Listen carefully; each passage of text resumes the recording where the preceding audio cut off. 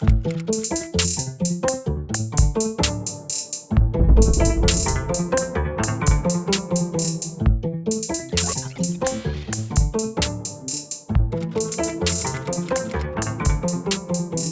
right. Welcome everyone to another Super Story podcast, Vidcast. We are good to be in the house again. It's me, Travis, T-Rev Carter, Houston Howard, and Brad Lusher. And we've got a good one for you. So let's kick it off, guys. Let's give it to them. Yeah, super excited to be back. It's been a couple of weeks since we had actually roundtable discussions, and you guys are selling houses and getting married, and I'm off in location somewhere in Kentucky, lost in the wilderness. So we've all been kind of swirling around, but it's good to have you back, Brad. Since I don't think we've had a roundtable since your wedding and your quarantined honeymoon, and do you feel like a married man? Do you feel wiser and more capable now? What do you feel? Yeah. I feel a lot more wise. That's good. That didn't sound smart. That's good. So I'm super excited we can get the crew back together, because I'm sure the podcast listeners are sick of just hearing my solo episodes here for the last 3 weeks. But so I'm good to get the band back. But so we want to start today, just like we always do, talking about our virtual backgrounds, because of the quarantine, because of the coronavirus, we're still stuck doing this thing remotely through Zoom. And something special about Zoom, obviously, are the virtual backgrounds. And so today's show is generally about story worlds, the worlds of our stories, and we always pick virtual backgrounds to kind of run and riff off the theme. So Brad, why don't you go ahead and tell us about your virtual background? All right. You see the lamppost back there? I do. I see the lamppost. So when I was a kid, my dad, we would have like story time for bed type of thing. Starting as I was real little, and he started reading me the C.S. Lewis Narnia books. Okay. And I loved it. I loved that. What was fun is there was this whole world, magical world, that real kids were able to go into. Yeah. And so as we started with the first one and we progressed through. It was so cool to see that there was this whole world that was progressing, that they accessed through different portals from the real world. Super cool. You could always link up and you'd see that lamppost, and you knew that they had transported and they were in this magical world, and they walked into it. And then that's awesome. That was really fun, because it was like, in that story world, there's a different rate of time than there is in our world. Sure. So they would disappear into this magical world, and they could spend years there, and then they'd come back into the real world, and it was like just a few minutes had passed type of thing. Yeah. That's awesome. Right now, we're reading The Hobbit with Soraya, my 6-year-old, and as soon as we finish The Hobbit, we're going to kick on over to all the Chronicles of Narnia series. So we're super excited about that. I'm going to riff, basically flow right with the same fantasy genre.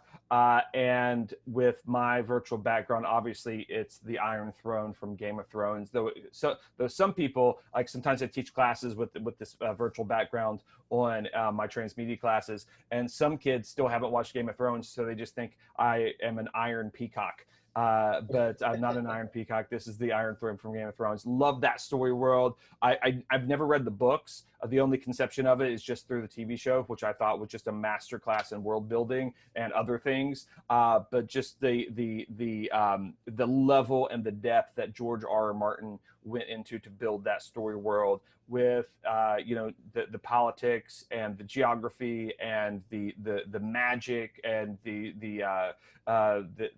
dragons, religions, everything. It's a tremendous, just masterclass world builder with George R.R. Martin. And I'm a big fan of J.R.R. Tolkien. And so it seems like one of the qualifications to be a good world builder is just to have an R.R. abbreviation in that middle name. There you go. I think I need to be Houston R.R. Howard if I ever aspire to be a world builder like that. So what do you got, Trav? You looks like you varied and you strayed from our fantasy theme. Tell us about how that ties into world building. So I have a kitty cat looking in the mirror, but in the mirror he sees a lion. And it made me think of my own story world that I'd create out of that. So what if there was a story world where you did not know what you really looked like?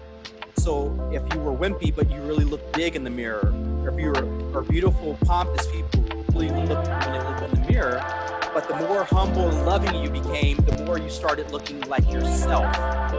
So when I saw this background, I said, I'll create my own story world.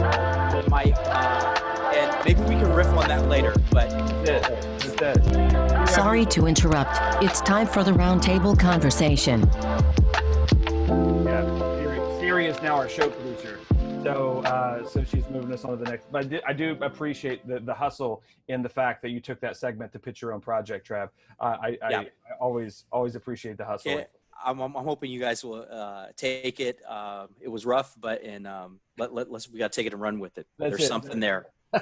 That's it. So the viewers and our podcast audience will obviously note now we do have a computer producer now of series. Failed as a producer, so he's been moved aside, and now we replaced him with Siri. With the computer as the way of the world, right? Like we're just all being displaced by technology, and we'll all serve our robot overlords eventually. So that'll be fun. So today, guys, we're going to be talking about the power of story worlds and what a story world is, and why it's important to the super story the process and just the super story mindset.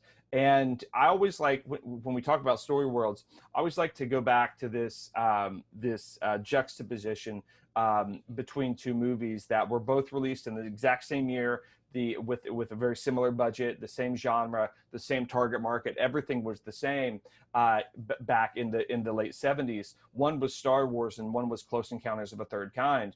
And everything is the exact same, except one did well at the box office and made $300 and $400 some million, which is awesome. Another became a $60 billion brand in Star Wars. And whenever you have two things that are very similar in all aspects, but then get disproportionate results, it's always good to analyze where the variable is. I feel like that's just a good life skill, right? So, even something like, you have North Korea, South Korea, same geography, same natural resources, same climate, same people, same everything. One has wild prosperity, another has abject poverty in North Korea. So what's the difference? What's the variable? Obviously, on Independence Day weekend, it's freedom, right? And so it's good to find that variable. Where's that variable that shifts those results when you have disproportionate results like that? In the same way, we have Star Wars and Close Encounters, and I think we can all say, I don't know if you agree with this, Brad, but I think it's probably safe to say that Steven Spielberg is probably the superior filmmaker to George Lucas, right? George Lucas was a million ways, but I think Steven Spielberg is a pure filmmaker. I think we can probably say that, right? I think he's a better filmmaker for sure. The question is he a better storyteller? I don't know. Maybe Lucas is a better story architect, where he was able to look at the different elements of story and what makes them exciting to people and what connect with people. Whereas, I think Steven Spielberg was focusing on a singular storytelling event, a singular experience. That's it. I would respectfully argue, or maybe we're on the same page. I think that George Lucas is the better story world builder, which has its benefits for longevity and things we're going to be talking about. But I would vote Steven Spielberg the better storyteller. I think of some of the stories he's told, how enriching and complex, and love Star Wars. Sure. But I think the world was just so cool. It helped me to overlook any execution things, and I'm not saying he executed executed badly, but if it was just mediocre execution, the Sure. story world made up for that, if that makes sense. I think you landed on the exact right answer, Trav, because you have disproportionate results between Star Wars and Close Encounters when everything really it was very similar in the preparation and the execution of it. But years later, there was a book called How Star Wars Conquered the Galaxy, and it's the author of the book posed this question to Steven Spielberg, like, I think, you're probably the superior filmmaker. Why did George Lucas get superior results? And what's funny is that they're buddies, right? Steven Spielberg and George Lucas are buddies, and they give each other back-end percentages of all their movies, right? And so George had a back-end percentage of Close Encounters. Spielberg had a back-end percentage on Star Wars. They had producer points. And so obviously, Spielberg got the better end of that deal, right? Because he got a back end on Star Wars. Yeah. And they asked him, like, how did you come out of that deal like so much better than George? Like, what do you chalk up the disproportionate results to? And he said it's easy. One, George always viewed Star Wars as more than one story. He went into it with one big vision, and with that vision, he created a world that people wanted to explore. He said, with Close Encounters, he said, I looked at it as a one-off. I wanted to tell one story, and I didn't give a second thought to the world. I just wanted to pay attention to my plot, to my characters, and really be myopic like that. But he said, because George Lucas had big vision and a world that people wanted to explore, that's what's propelled Star Wars to just really this cultural phenomenon that sort of defied all expectations. All right, really, really interesting stuff. So I think Star Wars is a good story world. I love how they basically he mashed up space and magic. Took like magic from a fantasy story, put it in space, kind of created a little bit of a special sauce. So I think Star Wars is a great story world to look at, though there's lots of other great story worlds to examine. I think you hit on it perfectly when you said Star Wars was a world that people wanted to explore. I was just rewatching Ready Player One recently, where the whole movie's built around, basically there was this guy who loved pop culture and loved being in fantasy worlds, and so he built this game that people literally would just go into, and you're exploring it. Sure. And that's where the love and the connection just takes over. Yeah, it's really interesting, right? I mean, I think Storyworlds is one of the most important aspects to a super story process and to a multi-platform transmedia process. I think it's something that most people look over, because most writers look over anyway, because most writers, they get so focused on character, they get so focused on plot, they get so focused on the execution of the dialogue and things like that. They don't really pay attention to sort of what that broader thing is. And so, in my book, I always advocate at just a rule of thumb, generic rule of thumb, which is can you reach in and pull your main character out of your story and still have something interesting and cool?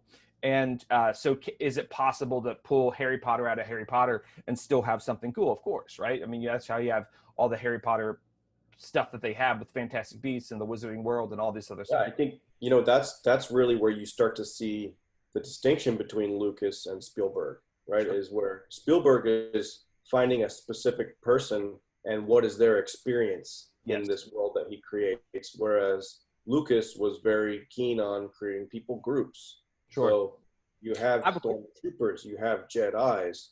It's not just about, even though, you can focus on one type of Jedi or one specific Jedi, but he's involved with other Jedis. Sure. So if ever there's a death, which allows in your storytelling to have some kind of dynamic unpredictability of, you don't have to always have the same person surviving. And if you want to have a second movie, sure, right, you don't have to keep the same hero.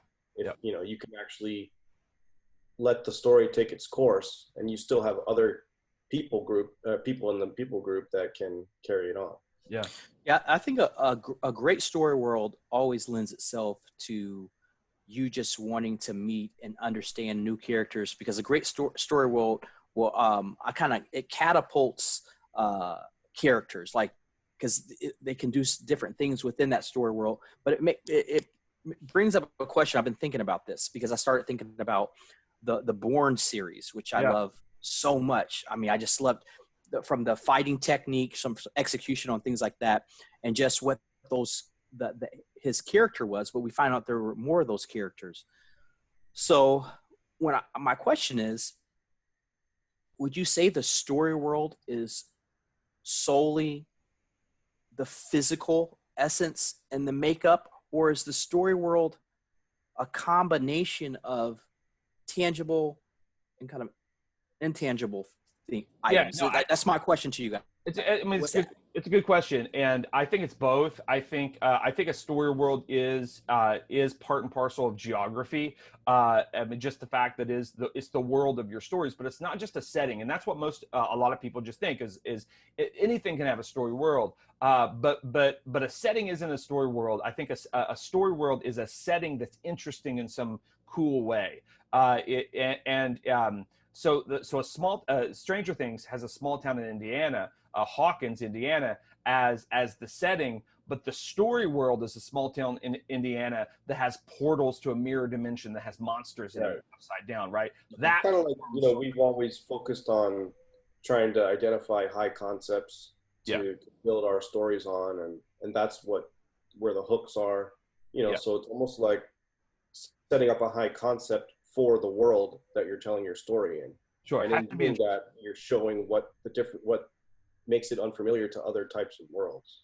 Yeah, because I'm sure our audience is thinking that, like, hey, do I always have to have a fantastical setting, if you will, to have this robust story world that lends itself to many stories? So I don't think so. I think you just have to have a place that's interesting in some cool way. And I think if it doesn't always have to be fantasy. I think that's the lie when it comes to story worlds that most people buy into, is that a great story world necessarily means sword and sandal fantasy or a space drama like Star Wars or Star Trek or something like that.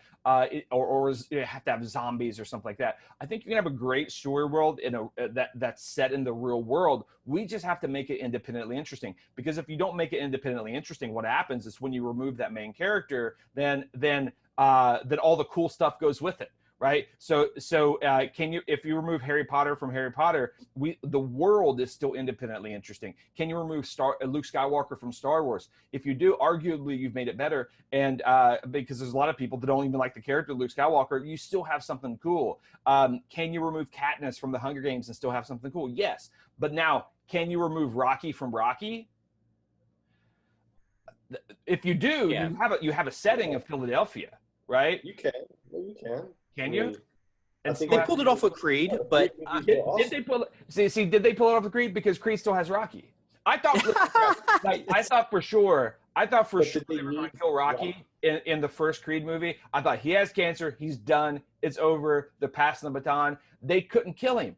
And then they brought him back for Creed 2. They'll probably bring him back for you can't kill Rocky in the movies. But if somehow they got it away from Stallone, I think they could have still done it.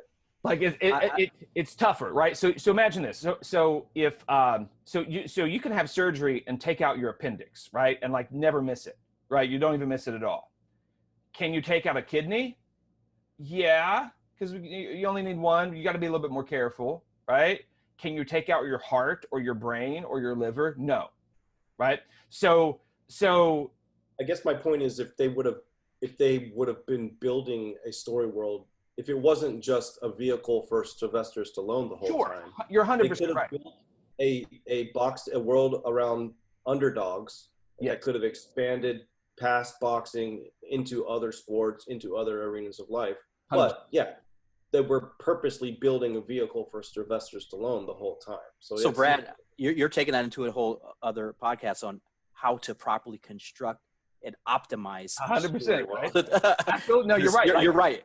They could have done it. They could have focused on Fishtown in Philadelphia and said there's something about Fishtown that makes the underdogs want to step up and pursue dreams that the world they can't pursue. And there's one story that out of Fishtown of this leg breaker for the mob who wants to become a boxer and go toe to toe with a champ. But there's also this other story of a fat kid who wants to become a ballerina, or a blind guy that wants to become a fighter pilot, or whatever it is. Like they want to pursue dreams that the world says they shouldn't pursue. And it's something about this place that creates the grit and moxie in them to do that. If they would have focused and constructed the IP that way, then all of a sudden, can you remove Rocky? Yeah, it's not, maybe not an appendix, but maybe it's at least a kidney. But right now, Rocky's the heart, and all of a sudden, when you do it that way, then you get stuck. But ultimately, I think you can do some work to get something like Philadelphia independently interesting by adding, like you said, Brad, a high concept.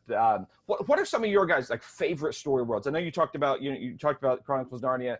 I talked about Game of Thrones. Like, what are some of your go-tos of your adult life that you just absolutely love? Anything coming off the top of your head? Yeah, I wrote some down. Number one that just consumed me, wowed me, the story world was super high concept, was Matrix. And Matrix is great. That was my first background that I had before I wanted to pitch my idea to you guys. I'm going to stay with Keanu, and I love the John Wick, that story world. Yes, he's central. He's super strong. But that story world of those assassins, you get introduced to a cool concept of where they home plate, a safe base, and a lot of cool characters. So I have John Wick. I have the Marvel Universe, Game of Thrones, and I picked, even though Gladiator is one of my favorite movies, I love Sword and Sandals. I picked 300 because I like that world too. But 300, yeah, sure. I think the world of that, of the Spartica and what went on there, you can follow multiple characters, multiple areas in Greece, and so I picked that world over the Gladiator world, even though I like Gladiator's story a little more. So Brad, I noticed that Trav jumped in there to go first because he just took all the good ones, right? He took all the big ones off the board. Yes. Right? Like that's because I got cut off by Syria in the first one, so I'm going first. That's it. What do you think, Brad? I'll go non-fantasy. As an adult, I love the TV show The Wire. Oh, Wire's great. Yeah. Okay. You have a story world it's not fantastical in any way. If anything, it's gritty and down to earth, and it feels like reality. But it's a little bit of a different reality than, say, most people sitting down on their couch watching HBO have experienced. So it puts you in the town of Baltimore in real life with issues going on. But what's so amazing about it is they develop this rich architecture of the world where each of the 5 seasons, it's hitting you from a different angle of the city. You're seeing the police and the narcotic game. You're seeing out at the docks and the shipping, how that's getting involved.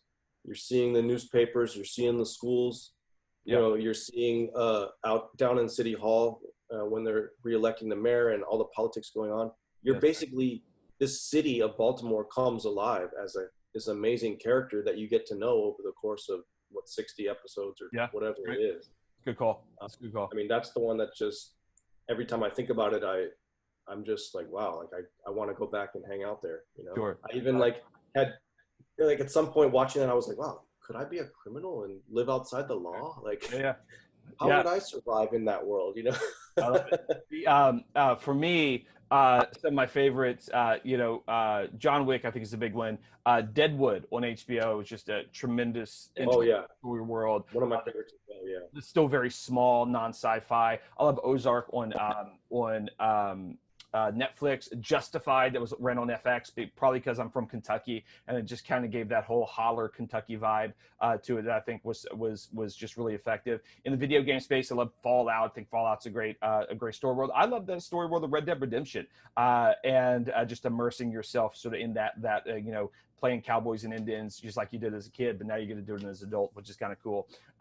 So it's interesting, there's a blend even in our favorites. One of the coolest ones is another HBO show called Sharp Objects with Amy Adams. Weird little small town called Wind Gap, Missouri. That's just a bizarre place. It's a really interesting story world as well.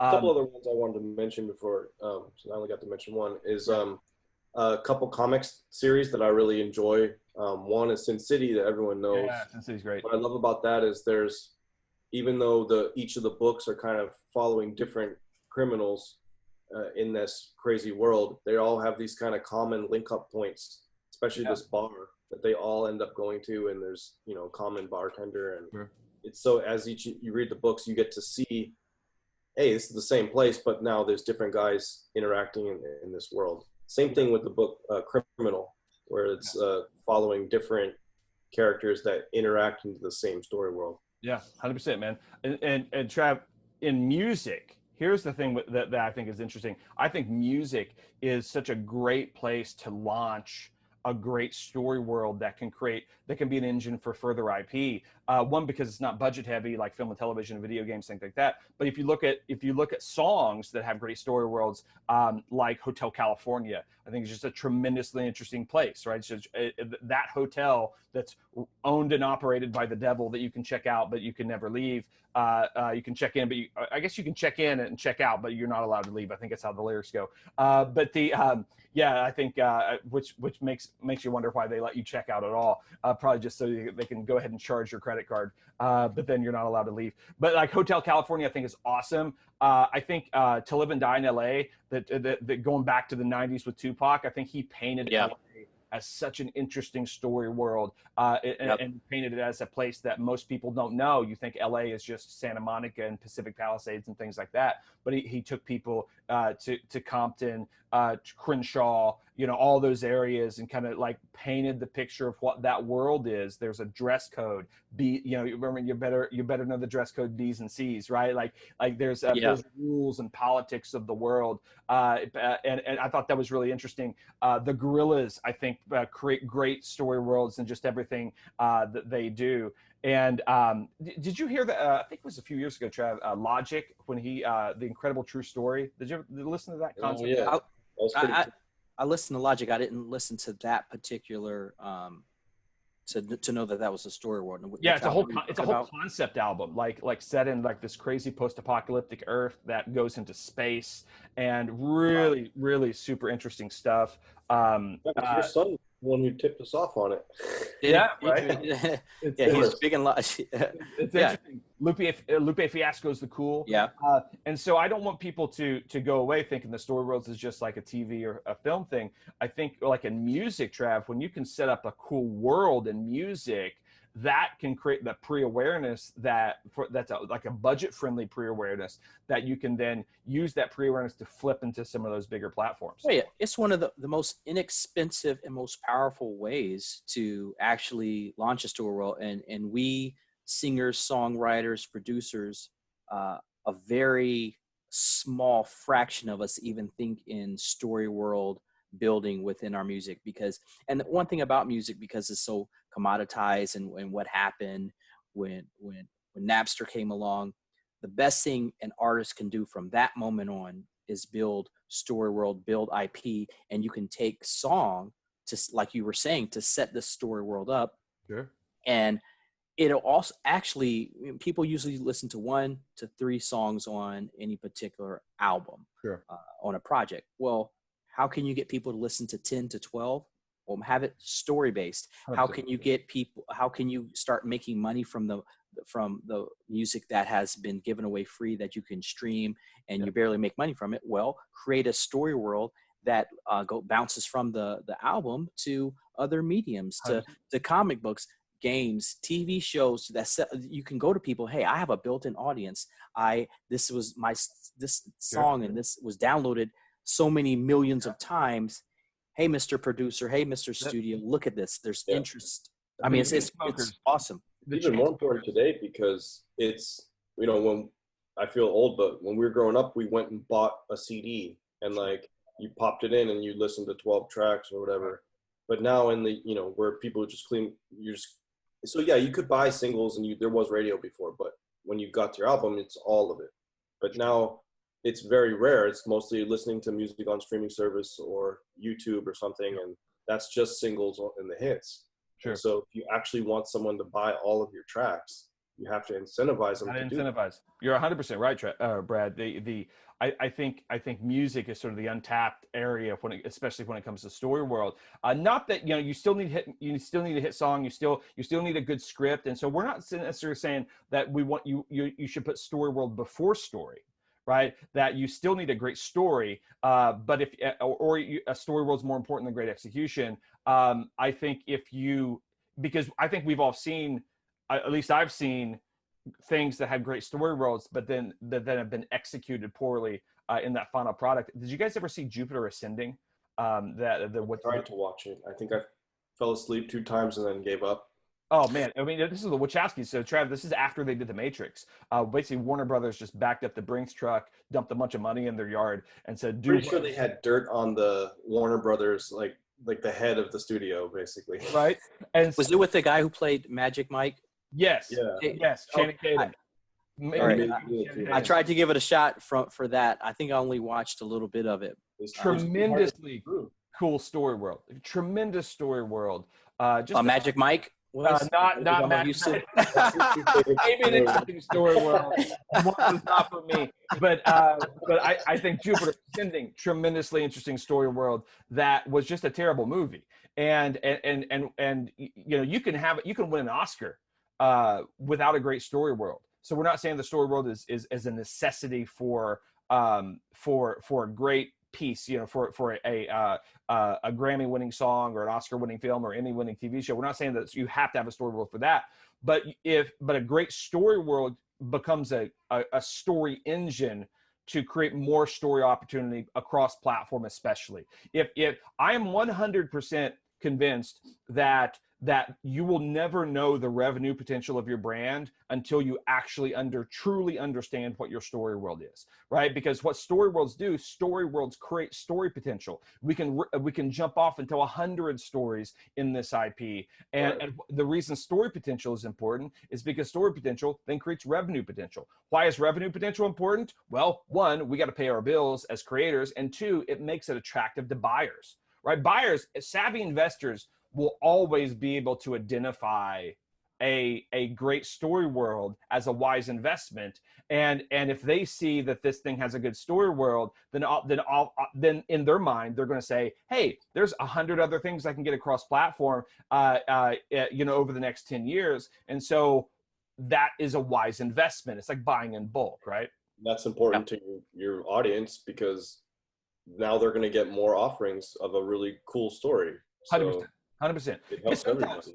Because sometimes when a movie hits or a TV show hits or a book sells or whatever, then they start to scramble and say, ooh, what's the sequel?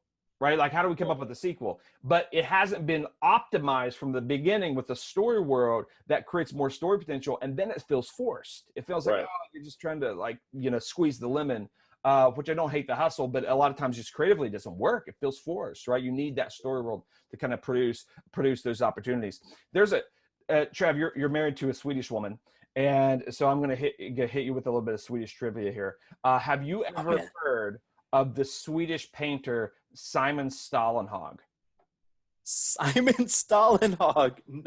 No, you're not My wife's not around. Yeah, you need to get on that Swedish culture and start looking at Simon Stålenhag. So he has a tremendous story where he's a Swedish painter that he like literally just a painter, right? So he creates these paintings that are all set in one story world called The Loop, and it's sort of this near future story world where he always paints like a weird robot with a person and an old car. Those are the 3 elements he always has in all of his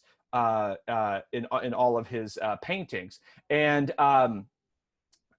he just stays in his story world and just like produces these paintings over and over and over again, right? What's the reason I'm telling you about Simon Stålenhag isn't because I'm a savant with the Swedish painter scene. It's because Amazon Studios goes to Simon Stålenhag a couple years ago and says, can we purchase the film and television rights for The Loop so that we can create a TV show out of it, right? And they did. And so it just debuted a couple months ago called The Loop on Amazon Prime. And it's a tremendously interesting, weird show, super cool and artistic. But what is amazing to me about that is Simon Stålenhag, a Swedish painter, sold a TV show to Amazon without even trying. Right? That's awesome. He didn't have like a pilot script written. He didn't have a pitch deck ready to go. He wasn't taking meetings all around town, wheeling and dealing. He presented and created a story world that so any of our listeners out there, or anybody that's watching the vidcast, go check out some Simon Stålenhag paintings, and you'll instantly be able to identify the just the viability of what that story world is. You can just feel it in your bones. So they approached him about it? They approached him about it and said, we want to develop a TV show. And of course he said yes. I mean, what else is he going to do? He's a Swedish painter, right? And he cashed in. And he sold a TV show without trying to sell a TV show because he created a tremendously interesting story world. And so the last thing I would say is look at video games. I'm bullish on video games right now, and video games are driving entertainment. Video games and story worlds, part and parcel, really tremendous. So we got Simon Stålenhag. I get the freestyle, man. What's up, fellas? Toss me some of them super story hacks over here. Do it better. Will you buy my story world so I can live forever in the next life? Do it big. We should do that every time we have the transition. One of us has to freestyle. The freestyle. That's it. I love that. So Siri wants us to talk about the super story hacks, and so we always want to be just really drive tremendous practical value for our audience. And so let's say they say, okay, guys, I totally get it. I get the value of a story world. I need to have a good story world. How do I do it? Where do I start? What are some practical things that we can do? I had a question for that. Maybe you're leading that because I was going to ask you in the next session, the session before. You know, we have everybody listening, and you're the professor. You're doing this every single day, Houston. Sure. If I'm listening, I'm like, what are the first 3 to 5 things to kind of manufacture that story world? This guy you mentioned with the painting. He kind of did it he had something cool, and by accident they came to him. How can I be an entrepreneur and proactive and, capitalize on this? Sure. And I don't think you have to be, I don't think it's as hard as everybody thinks. Brad actually hit on it earlier, one of the big ones. And that is when you're creating your world, develop your world like it's a character in and of itself. Right, that take the time and the consideration to develop your story world as if it's its own character, because then you'll just make it more interesting. But while you're doing that, don't think about individuals in your story world, because I know as writers we're trained to think about who's our protagonist, who's the antagonist, singular individuals. I think when you look at world builders, they develop in groups, right? So it's not one Jedi, it's a group of Jedi. And it's not even just a group of Jedi. It's good Jedi and bad Jedi, right? And it's not just one, assassin in John Wick. It's a group of assassins that all stay at the Continental Hotel. It's not just one child wizard. It's a group of children wizards that all go to school together, right? And so when you take, even if you start with a protagonist, figure out how to then elevate that protagonist to a group. Right? It's not just one superhero, it's the Avengers, right? So Houston, if you said with John Wick, maybe you have John Wick, would your set be like, oh, I got this cool guy, he is just amazing guns, he's an assassin. So would the next step be, you know what? I want a story world of assassins. Yes. And then you take the assassins, and then what is your next logical way of thinking to make it more interesting? You gotta take up the assassins and you gotta put them somewhere. Yes. So you got to choose your location. Yeah. So concept that we always talk about is unfamiliarity. Yep. So, if you're going to put your assassins in the real world, then their interactions need to be very unfamiliar. Sure. And what you normally see. Or you can take your assassins and put them on some alien planet, which is super unfamiliar. And now you're starting to develop an interesting concept. So Yeah. it's always that sliding scale of what's something that's going to be eye-opening and interesting for your audience. Sure. And I think you're looking for some irony there, right? You're looking to build irony through a high concept.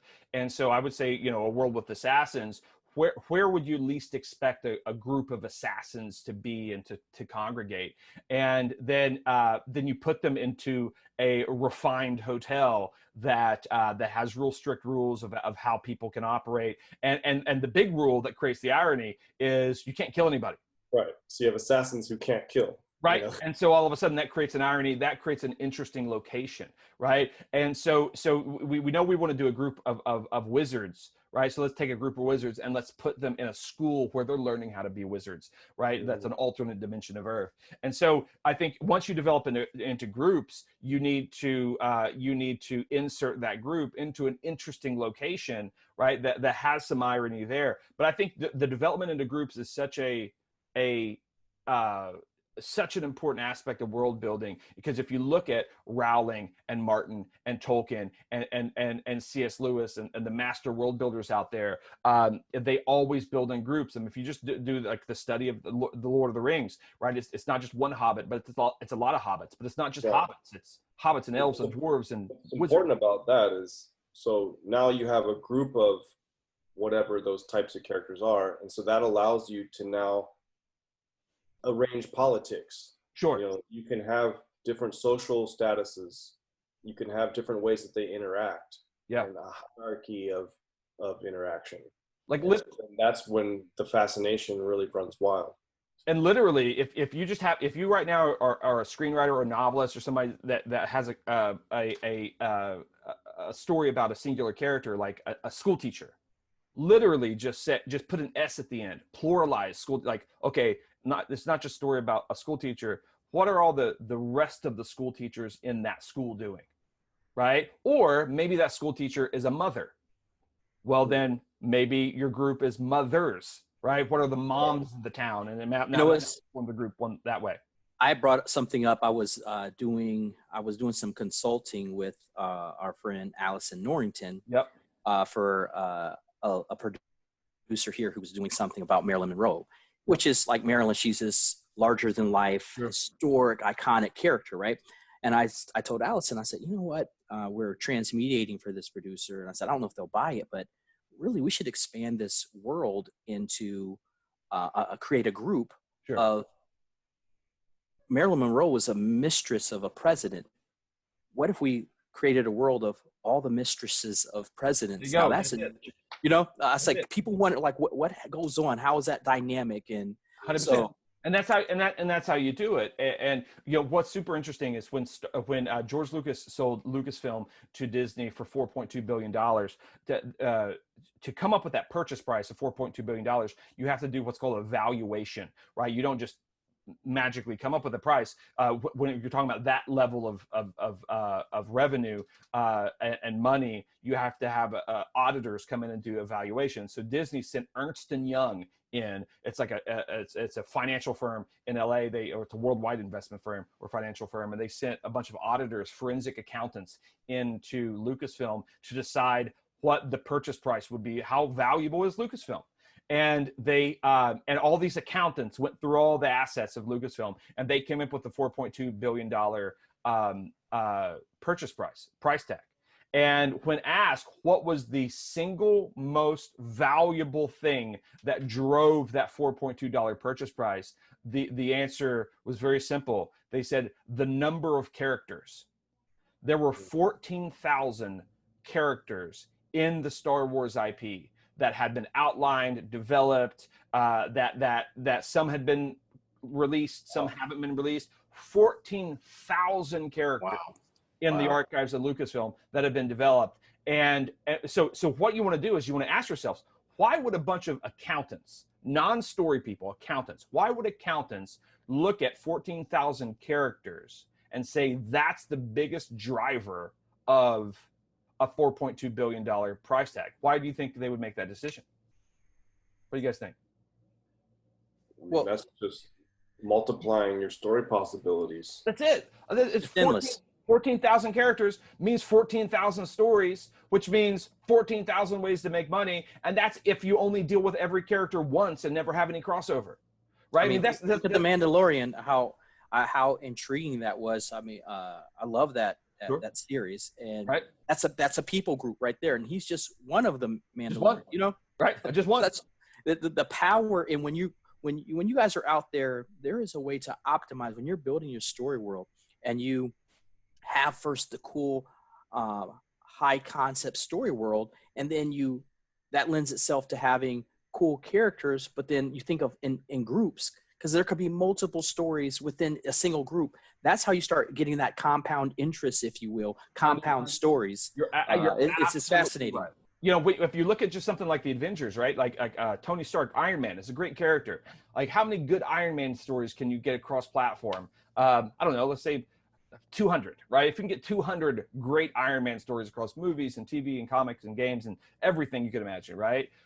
If you go from Iron Man to a group of superheroes, then all of a sudden you can still tell those 200 individual Iron Man stories. It doesn't preclude you from doing that, but now you can tell the 200 Thor stories and the 200 Captain America stories and the one good Hawkeye story and like the 15 good Hulk stories, right? And it just increases that story potential. And so I encourage everybody, don't just think about your individual characters, think about that group. That's the most practical, and then put them somewhere interesting.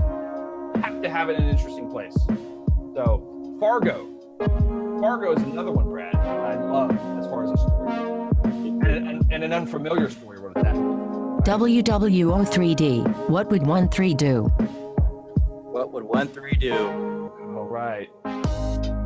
So what would 1-3 do? There's a lot of stuff out there that hasn't been transmediated, a lot of stuff that's transmedia potential, super story potential that hasn't been tapped. And so what would 1-3 do? So over the past couple weeks, we decided we're going to randomly choose something and see if we can riff and see what we could do. And in the vein of Storyworlds, we went and watched a fairly recent movie. I think it's fairly recent, right, Brad? The movie Hotel Artemis. Okay, I wasn't super excited to watch Hotel Artemis, to tell you the truth. It seemed a little low rent to me, but it did have Jodie Foster. But anything with Dave Bautista makes it felt relevant because of LA riots at the time we chose it. Yes, 100%, right? 100%. So we watched Hotel Artemis, and what would we do with Hotel Artemis if we were the group that were given this to mine for super story transmedia potential? So and I'm gonna do a disclaimer to the audience. Due to trying to make transitions to move to Austin, I did not watch Hotel Artemis, but I'm gonna let you guys lead. But then I'm gonna join in the riff. So okay, Trav. No worries. You're familiar with the concept. Yes, I did start it and actually got very interested in it, and then did not finish it. So Brad, how would you describe the story world of Hotel Artemis? How would I describe the story world? Well, it's set in a criminal underworld, in a kind of a alternate LA, basically. Yeah. So people know LA, but it's a little bit alternate. The way it's set up, where there's crazy riots, there's water, crisis. Yeah. But basically, the hotel itself is kind of the central place of the story world, where it's a hotel that serves as basically a hospital for helping criminals. Yeah. Where, similar to John Wick, you can't kill anyone while you're in there. It's only for members of criminal members, basically, that can go there for refuge. And it's also kind of an alternate reality in which the technology is pretty advanced, where if you get shot up or cut open or something, they can come in and use crazy laser technology and 3D print new organs for you and suture you up with lasers. So yeah, there's kind of some sci-fi elements mixed in. to an alternate. Yeah, I thought it was really interesting. And this for me was one that the story world I felt was stronger than the actual story. And Yeah, I'd say that.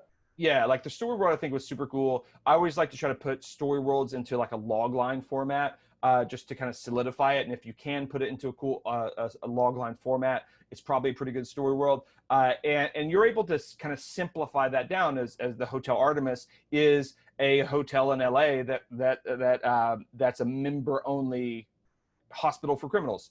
And that's the hook, right? The hook is with that story world. I think it's cool. So I think in the story world conversation, this is a pretty good example of IP potential, right? I feel like even though the movie was okay for me.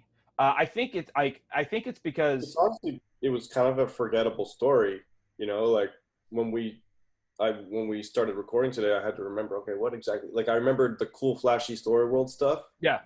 But I had to remember like what were the details of the story. Right? I think it's because I think there was a lack of a true protagonist in it.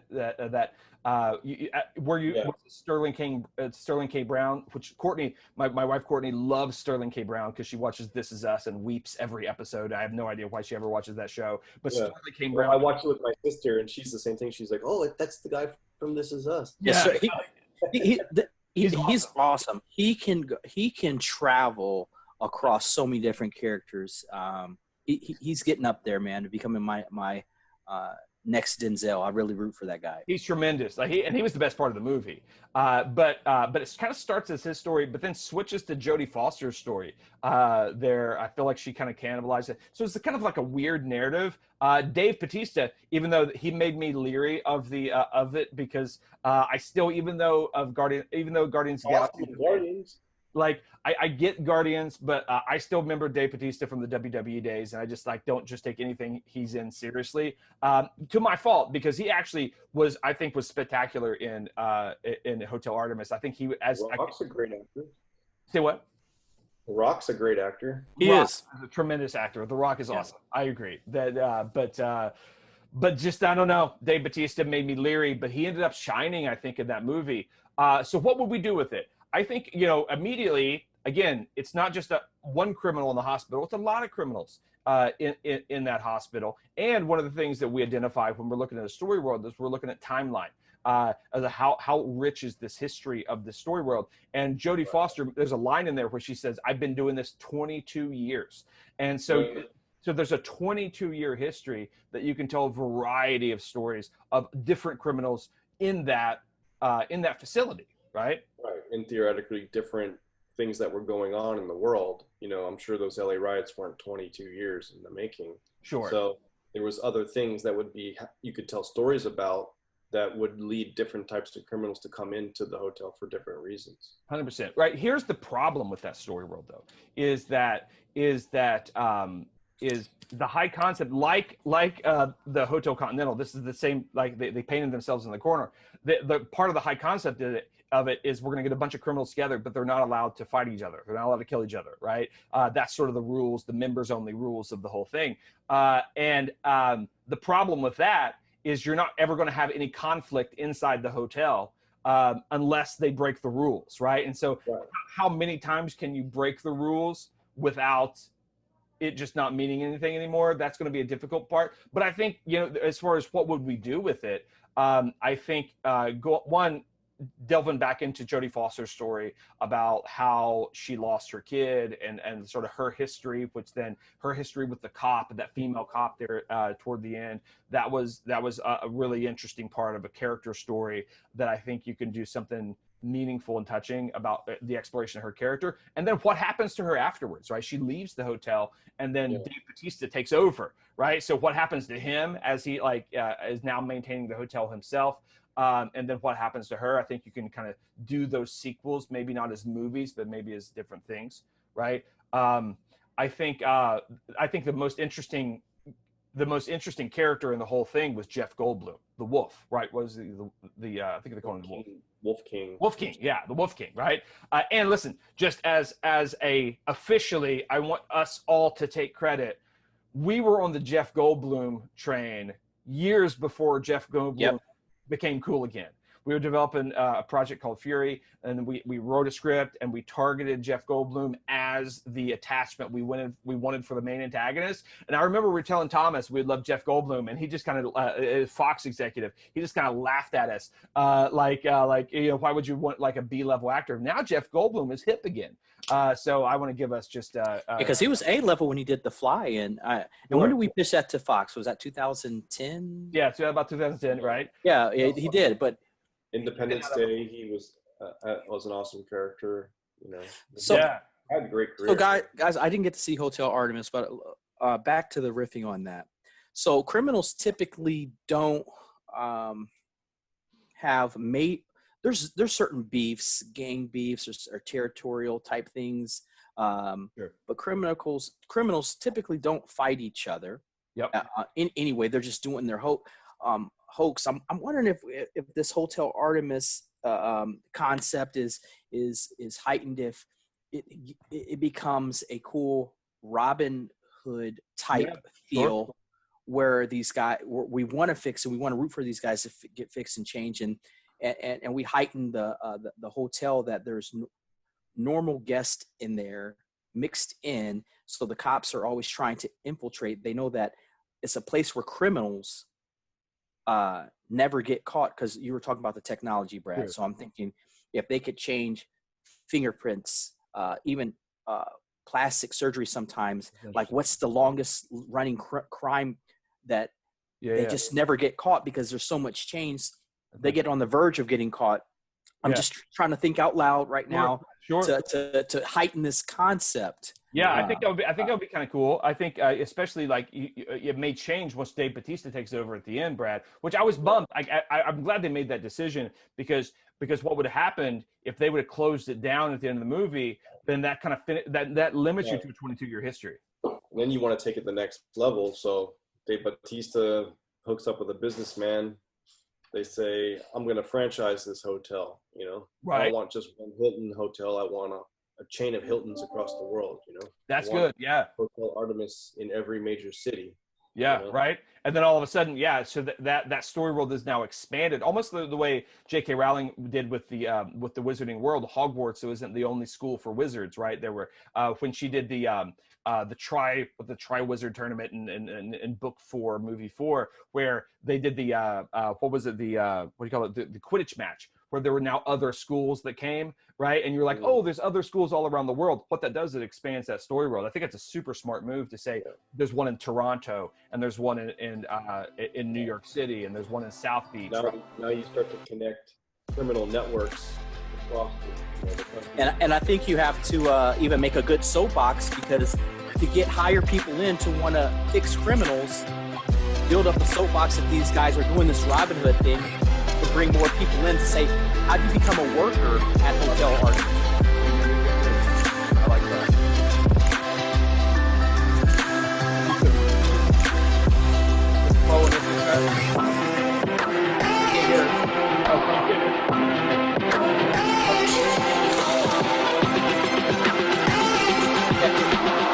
I know it sounds cliche, but you got mail. All right, now we're into the mailbag, guys. Siri sometimes plays the music too loud. But we got the mailbag, and so we actually have a video from one of our listeners, Farai Foodie, if I'm pronouncing his name correctly. And so I am going to share my screen, the wonders of Zoom, and we're going to watch his video and answer his question. Check this out. Hey guys, my name is Farai, and my question is about the advice section of the soapbox. Is it possible to replace that section with a question, or is it better to save questions for a community building stage? I'm asking this because I find that asking questions opens up discussion and it gets people thinking about their own thinking.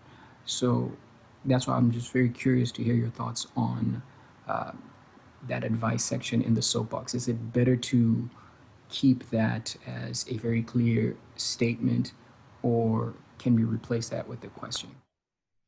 All right. Thank you so much, first of all, for sending that question in. That's awesome. That's a So good question. Yeah, it's a good question. So what he's talking about is our soapbox. If you remember from the soapbox discussions that we had, the soapbox is made up of topic, opinion, and advice, right? And we want to get in there and give a specific piece of advice for our listeners to then, almost a call to action, a way forward. I think he's asking, do we need to propose the solution, or do we kind of leave it open-ended? What are you guys' thoughts on that? I think that, he said he was right when he says when you state things as a question, it gets people thinking Sure. and it creates conversation.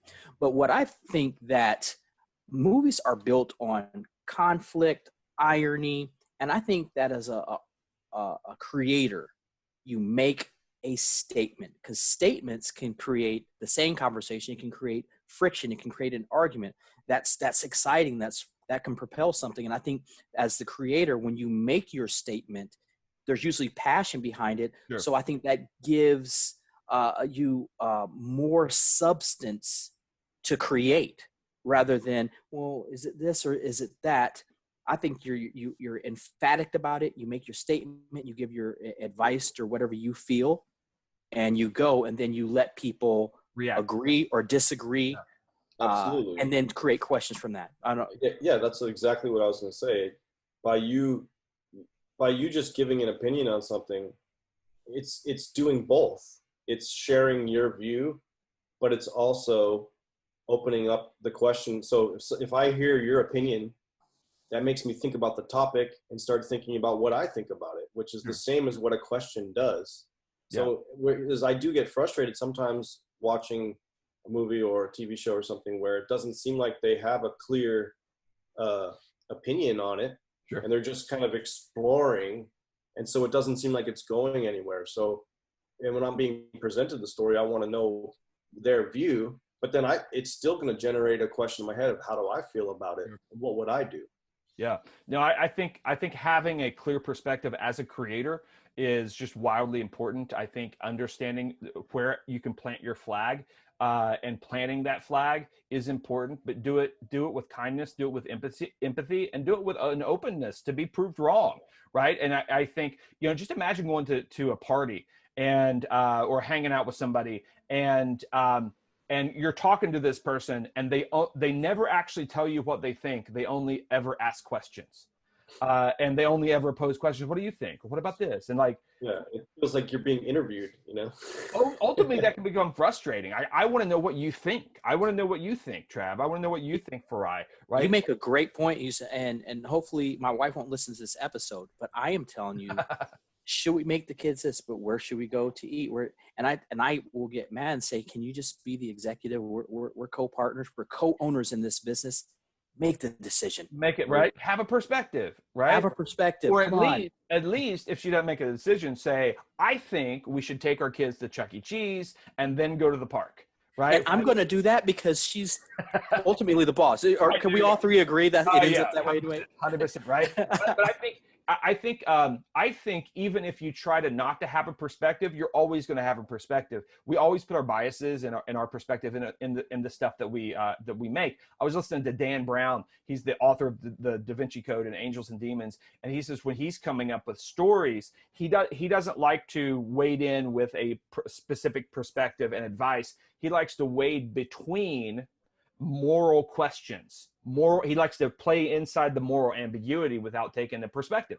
And so all his protagonists exist in between these two extremes. So with Angels and Demons and the Da Vinci Code, it's the conflict between science and religion. Right, like the extreme of religion is he says is anti-science. The extreme of science is anti-religion, and then his protagonist always operates in the middle. I think even though he is trying to say, well, I'm not taking a side, I'm in between, and the protagonist is in between. I think what he's intrinsically saying is the truth is found in the middle. I think he's giving advice without knowing that he's giving advice, because he's showing his cards. He's showing that his perspective naturally, intrinsically in the concept is that, the truth isn't over here and the truth isn't over here. The truth really is somewhere in between, because that's the direction my protagonist is going. Usually your advice comes through how does your protagonist act and what your protagonist does, right? In Taken, I don't think we want to open up to a question like, what do you think about sex slavery, right? Like, no, we want to, like, no, like he's going after the bad guys. Fight for your family, right? Like, no, yes, fight for your family, clearly, 100%, right? We don't want to open that up to questions. I think you need to do it with, I think the concern that maybe is behind his question, and I wish I had him live here that we could kind of get behind that question a little bit, is, are you afraid of offending people? Are you afraid of the pushback? Are you afraid of closing down conversation? And that's real, and that's a real concern. And I'm not minimizing that concern, because we live in an age of the cancel culture, Twitter mob. Everybody's afraid to say what they think because they think it could be wrong. I think we need, as creators, to be able to pose perspective and give advice, but give it with kindness and give it with empathy and give it with an openness to say, okay, here's my perspective. This is what I think. What do y'all think about that? And then pose questions from there, right? Just like, that's exactly what you said, Trav, is pose questions after you give your own advice and make people part of that conversation. But at least we have your perspective. Yeah, it's kind of like my little background story world. If I created that soapbox for that little cat looking at that big lion on the inside, I would say, if I removed mirrors and the physicality and you couldn't see yourself and you embraced who you are on the inside, I'm betting dollars to donuts that you will attract more people, more goodness, and by not knowing, looking at the physicality and only seeing what's within, and you'll actually project that to people. You guys ever see the some big burly fat guy with some bombshell beauty from Los Angeles? You say, sure. How did he get her? Yeah. Usually that guy is the life of the party at the bar or the whatever, and she's, he just loves who he is on the inside. So making that statement, just using my little pitch there, I want to make that statement and go with that and create off of that, and then let people kind of decide and make their own theory. Like, no, we need mirrors. I think that the hesitancy to give advice is because one, listen, we may not have the advice, but like, we may not be able to form it, right? But I would say, like, there's an importance to kind of to think, how would I fix the problem? What do I actually think about this? What would I actually tell people to do? And before you even wade into the creation of the story, actually try to internalize the whole thing and try to figure out what that advice would be, first of all, and just not be afraid of the judgment. Don't be afraid of judgment when it comes to what if people don't agree with me. I think people are going to follow you. People follow movements, and they're, out of the 7 billion people on this planet, there's someone who agrees with that opinion and who will buy into it and who will patronize your offering. 100%. Thank you, Farai, for sending that in. Awesome question. I encourage you guys to do. Hit me up with some recommendations before you go. Here we go. All right. Siri wants our recommendation. So she said, hit me up with some recommendations before we go. So, all right. So basically this is our parting shots of anything cool that we would recommend to our audience. There's so much media out there, so much stuff out there. We can't ever get to all of it. So we go based on the recommendations of other people. And so what would we leave our audience with anything cool that we've been engaging with, or some things from the past that maybe people have forgotten about or stepped over and never actually experienced? You guys have any good recommendations off the top of your head? My first recommendation is, hopefully this qualifies, but I'm telling everyone to watch Hamilton on Disney Plus. Ooh, it was, you couldn't get in to see it. Put it on the big screen, put it on the surround sound. That's what my wife and I and the kids are going to do. I can't tell you it's going to be great, but I'm just really interested in seeing it. And I think it'll be a cool cultural experience. Yeah, good 4th of July weekend type of a thing to do. I like it. I like that. What about you, Brad? So I want to recommend a movie from last year called 1BR. Okay. One bedroom. So, I'm in a new apartment the last couple months. Yep. And, been dealing with this kind of a weird manager type of guy. And then we've had some plumbing issues and dealing with him. And he's secretive in what he tells the owner, and it's like weird stuff. And so this movie kind of hit home a lot. It's this chick in LA, she's struggling to survive. And so she sees an ad to go rent a new apartment. And it's like this 1-bedroom apartment in this complex. And it's like, everyone seems really warm and inviting. And so she gets, she doesn't even have a good job, but she gets the apartment and she moves in. And it goes a little crazy from there. It's like a horror thriller. And Okay. It basically turns into like, I don't want to give it away, but definitely recommend it. And it's, if anyone has lived in an apartment in LA, I think it'll hit home. It'll be relevant. Yeah. Struggle is real. That's good. Okay, cool. And it's 1BR is what you said, right? 1BR. Yeah, 1BR. That's cool. So I have a couple different recommendations. Did you stream it or did you was it? Yeah, we streamed it. I Okay. forgot. I think we paid for it on one of the sites. Gotcha. So I have a couple different recommendations. I just finished an 800-page novel called The Wanderers by Chuck Wendig. And that was a really super cool book. It's a really long book, but that had a really cool story world, really super cool high concept. What happened? I started it at the beginning of our quarantine, not really knowing what it was about. And it's about a global pandemic. So I was reading about a global pandemic as I was going through a global pandemic. But it's a really cool high concept about this pandemic. It's about people that randomly become sleepwalkers and just start walking one direction in the across the country, and they're completely out of it, and you can't wake them up, and it just like they begin to amass. It starts with one person, then it gets into thousands of people just walking across the country as sleepwalkers, and nobody can wake them up. Really super interesting story. It deals with global pandemics, riots, the breakdown of society, whole thing. Super crazy, interesting story world, great high concept. Ends up being a really good book. So I recommend that book. From a music perspective, I heard Chris Tomlin just dropped a new album yesterday, and he has a new song, Chris Tomlin and the Florida Georgia Line. And that is a pretty cool like mashup of like pop country, but then you have this like Christian contemporary artist, and they come up with a pretty cool song.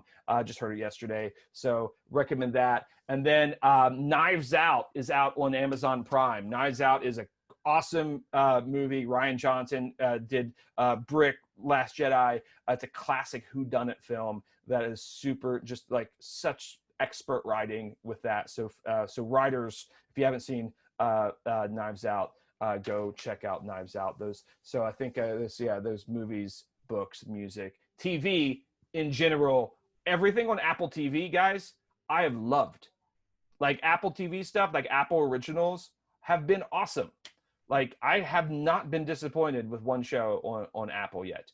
And so I don't know. Is it just because I love my iPhone so much? You've been worshiping Apple for like 15 years. Telling you. How much are they paying you over there? I know. I'm just telling you, it's really, really good. Jennifer Aniston needs to win an Emmy for the morning show. She is fantastic.